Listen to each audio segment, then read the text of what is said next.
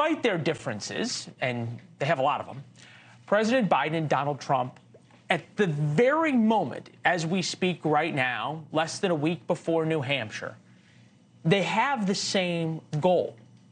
Both Biden and Trump are trying to make sure Trump wins the Republican nomination as quickly as possible.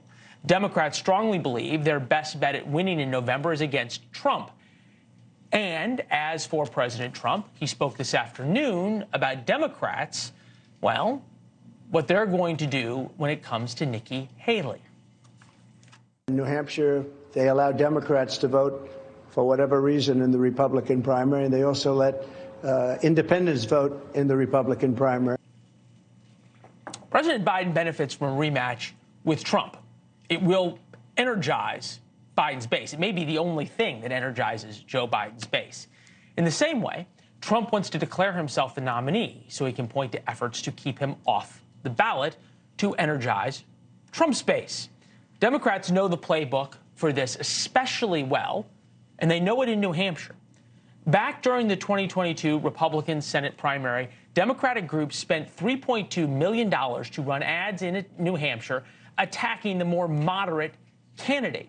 It worked. The right-leaning, the Trump candidate, if you will, Don Bolduc, won the primary only to lose in the general, just what Democrats wanted. Corey Lewandowski managed Trump's 2016 campaign, joins us now. Are you back in New Hampshire, Corey? Is my logic work all the way up north there? I'm in New Hampshire, and we're excited. This is like our Super Bowl, Leland. It lasts a week. Donald Trump is here tonight in Rochester. He's back on Friday, Saturday, Sunday, Monday, Tuesday. We're poised for a big victory for Donald Trump. And there's two very important things that the viewers have to remember. The state of New Hampshire has never been treated well by Joe Biden. You remember on primary day when he was running for the presidency, he left halfway through the day to go to South Carolina, and Donald Trump was victorious here in 2016, defeating at the time 17 candidates, his first primary victory, going on to win 38 times and securing Republican nomination. I get all that. I got it. Help me understand, though, if you think I'm on to something, that there's a point here where for some Democrats, they are going to do to Nikki Haley what they did to other moderate Republicans because they'd rather run against Donald Trump. Am I being too conspiratorial? Yeah, I think, look, here's the truth. The race for the GOP nomination is going to be over on Tuesday. It doesn't matter what the Democrats do. Nikki Haley is losing to Donald Trump right now in the Republican primary of a poll out today from Suffolk University. 50 for Donald Trump, 34 for Nikki Haley. If you just look at the Republicans voting, Donald Trump is at 61, Nikki Haley's at 24. This race is over. Donald Trump is going to be the Republican nominee. He will be the Republican nominee before Super Tuesday. If Nikki Haley stays in the race, she will lose her home state of South Carolina, a feat that even John Kasich didn't succumb to in 2016 when he carried his home state of Ohio. So look, Nikki Haley's race is over. I don't know if I told her that, but we love and relish the opportunity to talk about the failures of the Biden administration, and we're ready for that fight.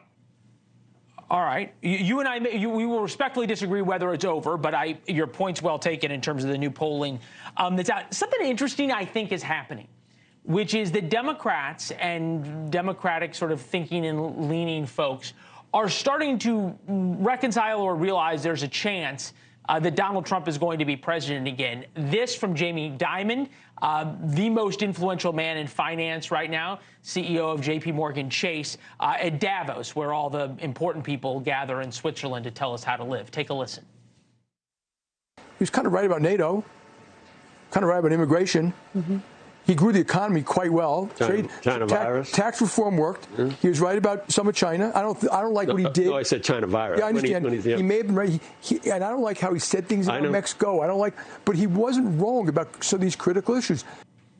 Andrew Ross Sorkin, the CNBC anchor's head almost exploded at that moment. I don't know if you could see the clip, but there seems to be this reckoning going on. And at the same time, you've got Jamie Dimon speaking in those terms, the Washington Post.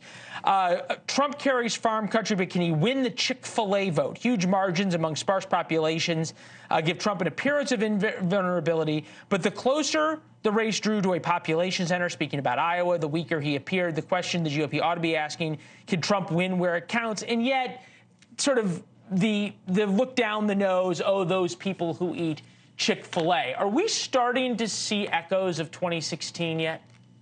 Look, we're starting to see a candidate that is on the glide path to the nomination. He won 98 of 99 counties on primary night in Iowa. We know what the Biden administration has done to this country. Open borders have devastated us.